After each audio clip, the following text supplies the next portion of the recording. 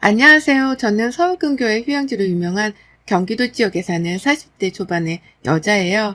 서울살이를 청산하고 이 지역에 와 작은 숙박업을 시작했습니다. 코로나 때문에 한동안 많이 힘들긴 했어도 꾸준하게 나들이를 떠나와 주시는 가족분들을 모시며 지금은 다시 북적거렸던 원래의 모습을 되찾아가고 있습니다. 숙박으로 정해놓은 집 근처에 근사한 강도 있어서 좋은 위치와 서비스를 보며 단골 손님들도 꾸준하게 방문해주고 계시고요. 함께 일을 시작하기로 하고 서울을 떠나왔던 저희 남편도 저하고 같이 머리를 맞대고는 열심히 일을 키울 생각만 하고 있습니다. 큰 욕심은 없지만 이대로 나이 들어서까지 저희 부부의 수입을 책임져 줄 일이기 때문에 지금보다 더 잘 되었으면 하는 마음은 들더라고요. 그리고 나이를 한두 살씩 더 먹어갈수록 노후 대비를 꼭 잘 해놔야겠다는 생각이 커졌고요. 사실 저희 부부에게는 아이가 없습니다. 애초에 가질 생각도 안 했었고 둘이 사는 시간이 늘다 보니 이대로 둘이서 편안하게 각자 몫의 삶을 살아내며 사는 게 편하고 좋더라고요. 그래서 어떻게든 둘이서 더 나이 들어서까지도 잘 지내볼 생각 말고는 해보면서 살지 않았습니다. 저희 친정 부모님도 나이가 드셨으나 두 분 다 아직 건강하시고 노년 대비를 잘 해놓으셨던 덕분에 자식인 저나 여동생이 크게 신경 쓸 일도 없었고요. 아버지가 젊으실 적 회사 다니고 주식을 하면서 벌어놓으신 돈으로 지금 현재 엄마랑 여행하며 참 편하게 살고 계시거든요. 자식들이 걱정하는 걸 보기 싫다면서 병원도 꼬박꼬박 정기점검을 받으러 다니시고 자식에게 짐이 될까봐 오히려 지금까지도 용돈을 퍼주려 하면서 어른으로 보이고자 하시는 분들이었습니다. 그러나 저나 여동생도 부모님 마음 편안하게 해드리고자 독립해서 잘 사는 모습을 보여드리려고만 하는 편이었죠. 모든 부모가 다 저희 부모님처럼 독립적이고 자식에게 짐이 되지 않고자 노력하며 사시는 줄 알았는데요. 결혼을 하고 나서 겪게 되는 저희 시부모님을 보면서 제가 얼마나 축복을 받은 자식인지에 대해서 뼈저리게 느꼈었답니다. 염치도 없고 자식에게서 받는 걸 당연하게 생각하고는 오히려 큰 목소리를 내는 저희 시부모님을 보며 솔직히 오만정이 다 떨어졌네요. 결혼하고 1년밖에 되지 않았던 그 시절에 이미 온정이 다 떨어져 나갔던 겁니다. 시부모님은 사이가 정말 별로세요. 어쩜 저렇게 볼 때마다 잔소리를 주고받고 승질난다며 화를 내면서도 여태 결혼 생활을 유지하고 있는 것인지 신기할 정도로 말이죠. 며느리인 제가 새 가족으로 들어왔을 적부터 눈치도 보지 않고 부부싸움을 하는 모습을 잘도 보여주셨던 분들이셨는데 그 짓을 여태까지 이어서 하시더라고요. 대체로 시아버지는 아무 경제활동도 하지 않고 아무런 살림살이를 거들어주지도 않으면서 잔소리만 퍼부으며 욕을 먹는 스타일이셨습니다. 시어머니는 눈치 보는 시아버지를 콕 집어 한 번 더 잔소리를 하고 한 번 싸우게 되면 옆집 이웃까지 뛰쳐나올 정도로 소리를 지르며 시아버지를 이겨먹고자 하는 분이셨고요. 서로 으르렁거리는 성질이 만만치 않았는데 하필 그런 두 분이 부부로 만나게 되었으니 싸움의 정도를 가늠하실 수 있겠죠? 이걸 전 바로 옆에서 지켜보며 정말 저러고 사느니 차라리 남남이 되는 게 낫겠다면서 혀를 둘러대곤 했었어요. 그리고 무엇보다 여전히 제 남편이 시부모님의 뒷바라지를 해줘야 한다는 사실조차도 저는 너무 힘들었었죠.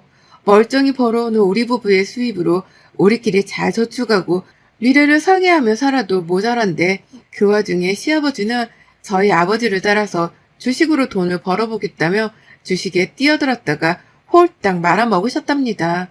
그게 벌써 10년도 더 지난 일인데요. 아직 그때 시아버지가 만들어내신 빚 6천만 원을 제 남편이 갚고 있어요. 그러는 와중에 시부모님 생활비도 대드려야 하고 용돈도 드려야 하고 오만 아픈 몸뚱아리 치료비까지 다 저희 남편에게서 돈이 빠져나가게 되면서 돈 모을 일이 정말 없었습니다. 천만 다행이죠. 저라도 돈을 벌고 있었던 게 말이죠. 하지만 그마저도 저희 부부가 숙박업 사업을 하겠다고 지금 사는 동네로 이사를 오게 되면서는 힘들어졌어요.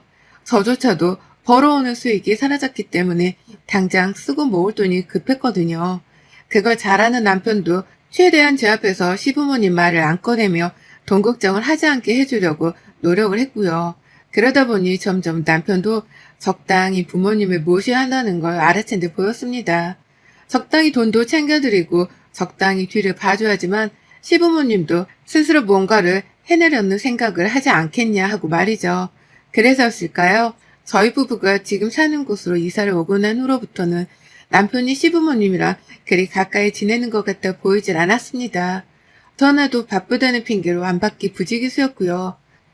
한 번은 남편이 전화 좀 받게 하라며 저한테까지 연락을 하셔서는 어머님이 닥달을 하시더라고요.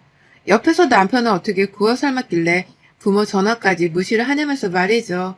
하여간 얼크봤자 저로서는 좋은 소리를 못 듣는 편이었기 때문에 최대한 모른 척하고 살려고 했어요.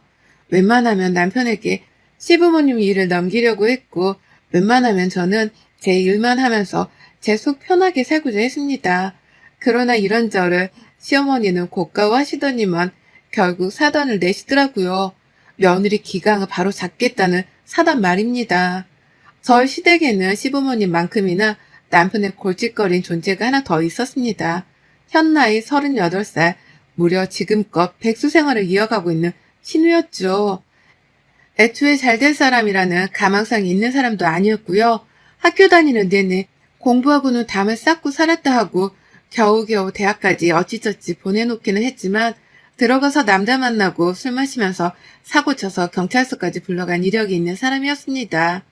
저도 이런 디테일까지는 모르고 결혼을 했는데 결혼하고 나니까 남편이 창피해서 말을 못했다며 사실을 털어놓더라고요. 하여간 제가 시댁 얘기를 듣고 생각보다 처지는 조건과 환경 때문에 놀라지 않은 적이 없었던 것 같네요. 그러는 와중이었는데 시어머니가 딸은 또 어찌나 끔찍하게 아끼시던지요. 남들은 아들을 더 사랑해서 문제라고 하더니만 이 집은 상황이 거꾸로였어요. 그러던 중 시어머니가 전화로 저희 집을 찾아오겠다고 말씀하셨습니다. 갑자기 손님도 있는 상태에서 어머님이 오신다고 해서 당황을 하던 중 어머님은 하루 동안에 여의도 주지 않은 채 곧장 들이닥치셨죠. 어디 여행이라도 오신 것 마냥 짐들을 바리바리 싸서는 열차역에서 내리자마자 불이 나게 전화를 해오셨어요. 역으로 마중을 나오라고 말이죠. 난리가 난 남편은 직접 해결하고 오겠다면서 차를 끌고 나섰지만 결국 남편도 해결하지 못한 채 어머님과 시누이를 데리고 집으로 들어왔습니다. 그리고 그렇게 찾아오신 어머님과 시누이는 손님들 때문에 어디 방으로 들어가지도 못한 채 결국 저희 부부가 쓰는 침실 안에서 이불을 깔고 주무시며 동거를 시작하셨죠. 최대한 불편한 거 없이 지내다 가시게 하려고 저희 부부가 손님들 프라이빗에 정말 큰 공을 들이며 지냈었는데 허구한 날 눈 뜨면 시어머니가 손님들 쓰시는 마당 한복판에 나가 누워서 햇볕을 쬐고 있고 시누이는 집 구경한다며 손님들이 들어가 있는 방문을 열고서는 멋쩍어 하며 인사를 하고 있더군요. 이미 첫날 손님으로부터 컴플레인을 받았을 정도로 이미 시어머니와 시누이는 저희 사업에 똥칠을 하고 있었습니다. 손님들 드시라고 사놓은 고기를 지들이 볶고 구워서는 해치워 먹는 바람에 제가 또 장을 보러 먼 길까지 차를 끌고 나서야 하기도 했었고요. 아무쪼록 신경 쓰일 것도 많고 불편한 것도 감수를 해야 하는 상황이었어요. 빨리 가시라고 해도 두 분은 오랜만에 여행 와서 좋다며 아예 짐을 풀어버렸습니다. 남편이 시누이를 따로 불러 얘기를 해도 시누이는 듣질 않았어요. 우리 오빠 언니한테 꽉 잡혀 사나 보네. 엄마가 오랜만에 찾아오셨는데 지금 손님 눈치부터 보는 거야? 라고 하면서 오히려 저 때문에 남편까지도 독하게 변했다며 저까지 나무라더라고요. 시어머니는 맞는 말을 한다며 수긍을 격렬하게 하며 더 격렬하게 내 집에 눌러 살고자 하셨고요. 시아버지하고는 부부싸움이라도 하고 나오신 건지 아버님께 왜 갑자기 어머님이 찾아오신 거냐고 물어보니 냅둬 지멋대로 살다 가라 그래. 난 신경도 안 쓸라니까. 라는 말만 하시곤 전화를 또 끊어버리셨답니다. 정말 미치고 환장할 노릇이었죠. 그러니 결국 저도 가만히 있을 수는 없었어요. 한번 손님들이 다 놀러 간다고 방을 비우셨던 사이 손님들이 먹겠다고 사놓은 술까지 꺼내서는 술판을 버리며 집을 개판으로 만들어 놓은 두 사람을 본 순간 한바탕 퍼 부었습니다. 남의 사업장을 망치려고 찾아봐도 유분수지 어쩜 이렇게 개념을 상실했냐고 말이죠. 급기야 신우가 취해서 침까지 질질 흘려가면서 제 말을 안 듣겠다고 귀를 닫는 척 하는데 결국 제가 이골이 나서 못 산다며 제 손으로 신우랑 시어머니 짐을 싸서 집 밖으로 던져버렸어요. 남편은 제 뜻을 알아먹고선 그 짐들을 차 트렁크에 바로 실었고 그 길로 열차가 아닌 자기 차로 직접 운전을 해서 시댁까지 두 분을 바래다 드렸답니다. 그날 취해서 쫓겨나는 시어머니와 시누이는 저한테 뭐라 막말을 퍼부었지만 싹 다 무시를 했고요. 어떻게든 손님들 오시기 전에 치워놔야 한다면서 미친 듯이 청소만 했어요. 땀까지 뻘뻘 흘려가면서 3시간을 꼽아 방바닥 닦고 냉장고 치우고 손님들이 사놓은 음식들을 채워놓는다며 그 외진 곳에서 이웃분께 부탁까지 드려서는 차를 얻어 타고 장을 보고 났답니다. 제 인생에 그 정도로 긴박했던 3시간이 또 없었어요. 심장이 요동을 치다가 마침내 청소가 다 끝난 후에야 쑥 하고 가라앉는데 죽는구나 싶더라고요. 그 짓을 당하고 난 후 저는 시어머니와 시누이에게 말도 못할 정도의 화가 났답니다. 당최 잊을 수가 없더군요. 내 집에 그런 식으로 찾아와서는 손님들 앞에서조차 행동에 조심 한번 하질 않고 막무가내로 지내다가 가셨다고 생각을 하니 정말 두고두고 곱씹을수록 신경질이 나더라고요. 그런데도 쫓겨나고 나서도 미안하단 말 한마디 없이 신우한테서 문자 한 통을 받았습니다. 언니, 그러는 거 아니야. 내가 살다 언니같이 얘 밥 말아먹은 사람은 처음 본다. 우리 엄마니까 이 정도에서 끝나는 거지. 다른 집 시어머니 같았으면 언니 벌써 영혼이 탈탈 털렸어. 라고 하며 저를 비하는 되더라고요. 자신들에게 큰 실수를 한 걸 평생 반성하면서 살라는 말까지 덧붙이며 말이죠. 와, 뭐 이런 게 다 있나 싶더라고요. 내가 열심히 산다고 나 스스로에게 여행 한번 제대로 시켜준 적도 없었는데 이젠 하다 38 먹고 백수로 지내는 시누이한테까지 잔소리를 들어야 하나 싶어서 말이죠. 그래서 저희 집 개를 데리고 떠났습니다. 우리 집 마스코트였던 리트리버 개를 말입니다. 전 아무것도 한 것이 없었어요. 사랑받고 자라기만 한 우리 집 철딱선이 없는 리트리버 뚱이를 데리고서는 차에 탔더니 남편이 지그시 묻더라고요. 어딜 가냐고 말이죠. 그래서 전 솔직하게 대답하곤 차문을 걸어 잠궈 버렸습니다. 니네 동생 사는 집! 라고 말을 했거든요. 시댁에 간다는 걸 알고는 남편이 필사적으로 절 붙잡으려 했지만 소용없었어요. 이미 배는 떠났고 저는 그 길로 우리 뚱이를 데리고는 시댁에 도착을 했네요. 사실 뚱이 집안에선 정말 사고 안 치고 잠잠한 아이인데요. 남의 집이나 동물병원이라도 가면 새로운 환경에 신이 나서는 어쩔 줄 몰라 하며 돌아다니는 녀석이었습니다. 절대로 사람을 물고 하는 그런 공격적인 성격도 아니었고 다만 사람을 너무 좋아라 해서는 방방 뛰며 어쩔 줄 몰라 하는 힘 좋은 녀석이었죠. 새 공간에서 배변 훈련을 따로 시켜주질 않으면 어디다가 똥을 누고 오줌을 싸야 하는지조차 몰라서 애를 좀 먹게도 만들었고요. 그런 뚱이를 데리고 시댁에 간다고 하니 남편은 무슨 일이 벌어질지 미리 예측을 한 거예요.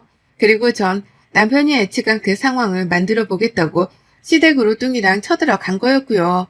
시댁에 도착을 한 순간 뚱이가 신이 나서는 집 안으로 뛰쳐 들어가는데 시부모님이랑 시누이가 난리가 났답니다. 저희 집에 왔을 땐 얌전한 뚱이를 봤었겠지만 이번엔 달랐거든요. 새로운 환경에 적응해 보겠다고 신이 난 뚱이가 여기저기 막 지멋대로 방문을 열어가면서 뛰쳐 들어가는데 시누이가 즐거움을 하면서 베란다로 뛰어 들어가더라고요. 그걸 보고는 걔를 무서워하는 시아버지가 따라서 베란다로 뛰쳐 들어가셨고요. 시어머니는 잠시 사태 파악을 한다며 한동안은 뚱이 뒤를 쫓아다니면서 이러지 말게 혼내라면서 저를 닥달하시더니 결국 얼마 못 가서 안 되겠다며 방문을 걸어 잠그곤 들어가 버리셨습니다. 그 방 하나라도 걔가 들어오지 못하게 하려고 사수를 한 것이었죠. 그렇게 졸지에 시어머니는 안방에 갇히셨고 시아버지는 베란다에 자진해서 갇히셨어요.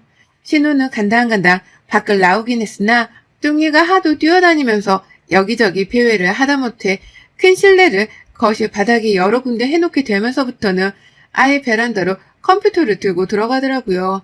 그러면서 저한테는 당장 신고를 하겠다니 어쩌니 하면서 데리고 나가라 하는데 기가 막혀서 물었습니다.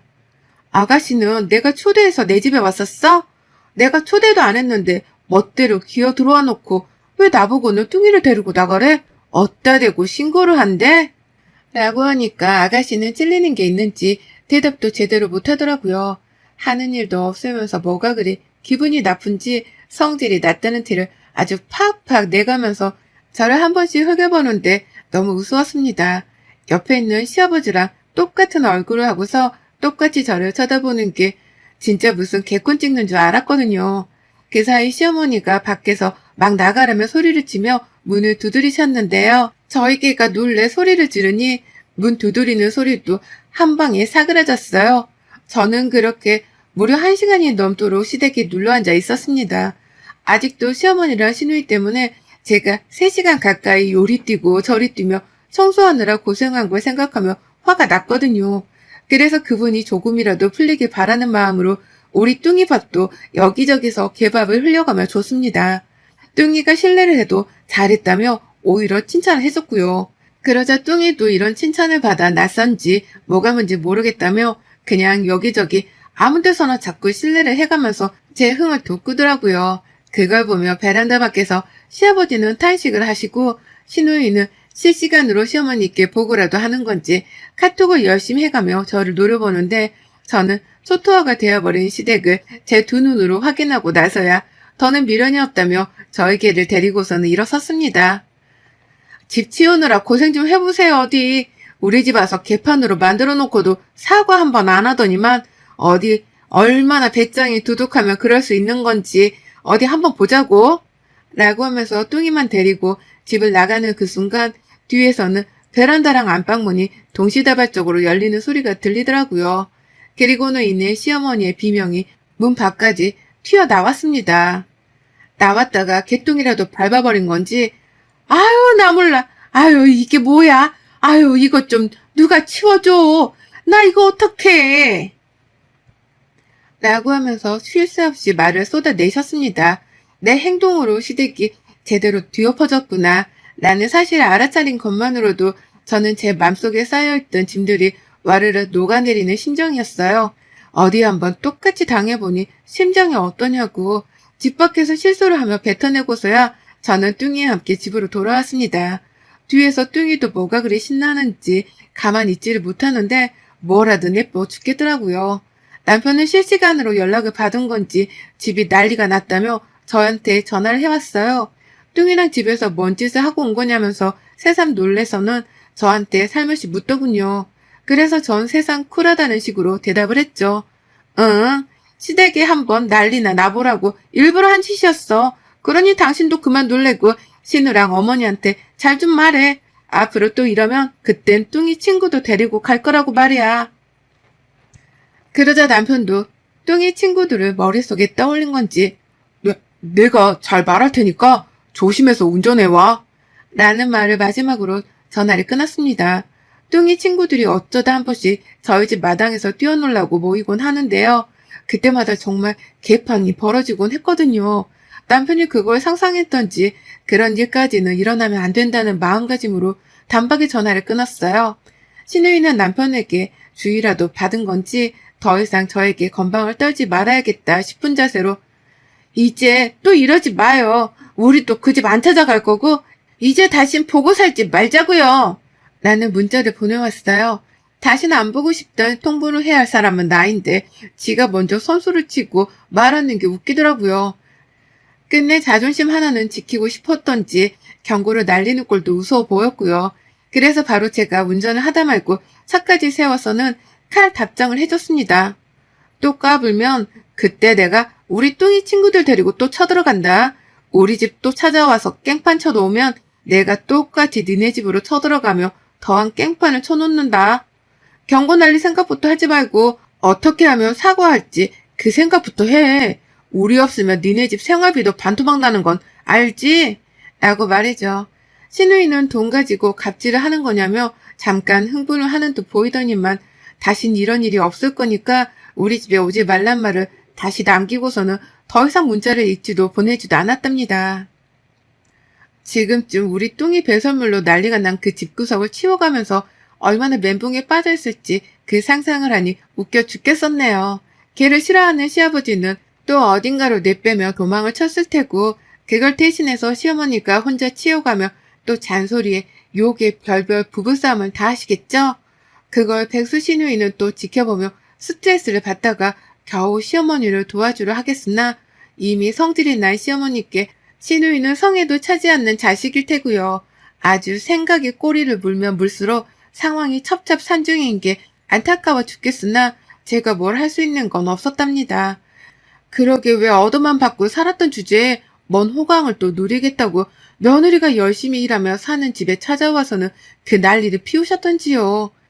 3시간 동안 치워가며 얻었던 스트레스로 노화라도 된 줄 알았는데 그래도 우리 뚱이랑 사이다 복수열전을 펼치고 나니 다시 10살은 더 어려진 듯한 기분이네요. 이 자리를 빌어 우리 뚱이에게 꼭 한마디 해주고 싶습니다. 고마워. 여러분의 생각은 댓글로 남겨주세요. 오늘도 시청해주셔서 정말 감사합니다.